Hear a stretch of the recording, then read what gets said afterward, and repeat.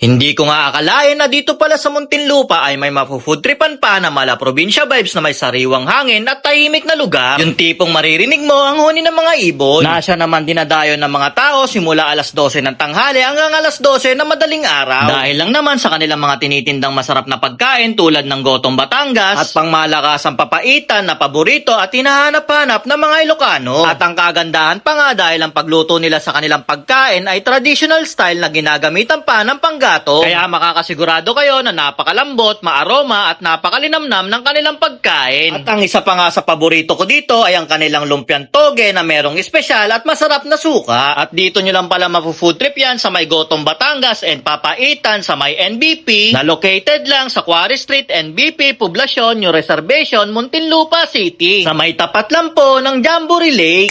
Hello boss, magandang hapon boss. Magandang hapon, sir. Boss, ano pangalan nyo? Neil po. Boss, nila yung mga tinitinda nyo dito? Meron po kami dito ng Gotong Batangas at pinapaitan, sir. Bukod dun boss, ano pa yung mga tinitinda nyo? Meron po kaming sinugan at lugaw po. Magkano naman po nagre-range yung mga price nun boss? Nagre-range po siya 50 pesos and hanggang 115 pesos. Hanggang 115 pesos po. Anong oras naman po nag-open tong store nyo? Nag-ooperate po kami ng 12 noon until 12 midnight po. Yan. Yun guys, nandito nga tayo ngayon sa may Muntinlupa at dinayo nga natin dito yung nagtitrending na tindahan ng Gotong Batangas at yung papaitan na mala probinsya vibes guys. At nagre-range lang yung food sila dito ng 12 pesos hanggang 115 pesos guys. So paano guys, hindi ko na patatagalin, food tripin na natin itong masarap nila mga foods. Yan. Yun guys, simulan natin sa kanilang Gotong Batangas guys. Hindi mo na kailangan dumayo ng Batangas dito. Gumawa na rin ako ng sausawan. Yan. Tikman natin.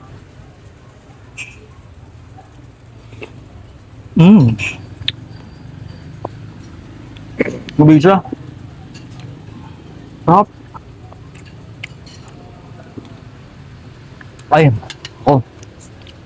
Pag may hangover ka, panalo to guys. Lagyan natin ng dahon na legal. Sarap. Paparami ka dito. Tapos lagyan din natin ng kalamansi tsaka yung patis sa usawan guys. Yan guys oh. Sarap. Panalo guys yung putripan na to. Maraming kumarap. Ang dami pa na laman. Talagang 90 pesos lang. Sarap guys. Okay na. Walang sayang to guys.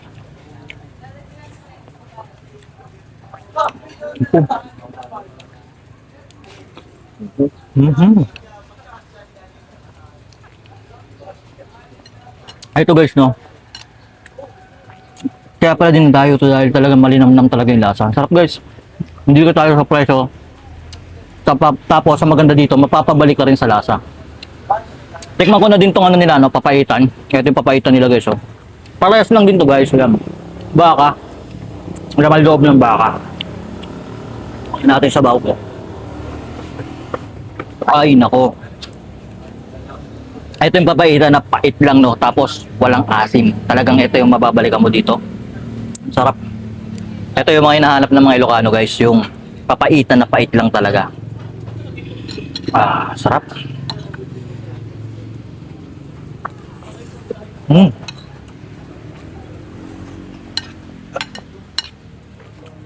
Guys, ulit. Tingnan nyo. Simot agad yung kanin ko. Mukbang kaya ito eh. Mukbang to guys. Tapos, ang ano dito guys, no. Napaka-solid talaga.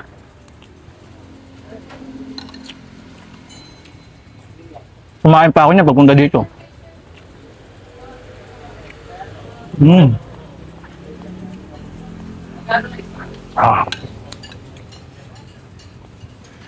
Kahit ano sa dalawa guys, walang tapon. Ay nako.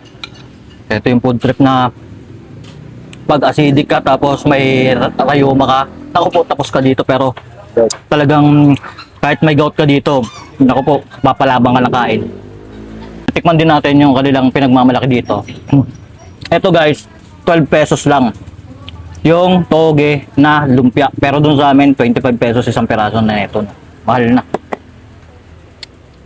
Tapos meron silang pinagmamalaking sausawan dito. Homemade nilang sausawan. Tingnan natin. Init. Kapit. Ayun suka. Nakakan. Oo.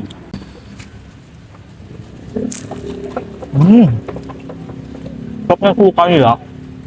Tapos, mabisa din yung kanila lumpiang toge. Tapos di pa nasugit, walang tapon. Kaya ako sa inyo, dayuin nyo to. Open nga sila dito ng alas 12 ng tanghali hanggang alas 12 ng madaling araw, guys. Minsan di na umaabot ng ganong oras dahil sa dami ng pumupunta dito. Dahil solid talaga yung mga pusila. Kaya kung ako sa inyo, kung ganito yung food trip na gusto nyo matikman, dumayon na kayo dito sa store nila.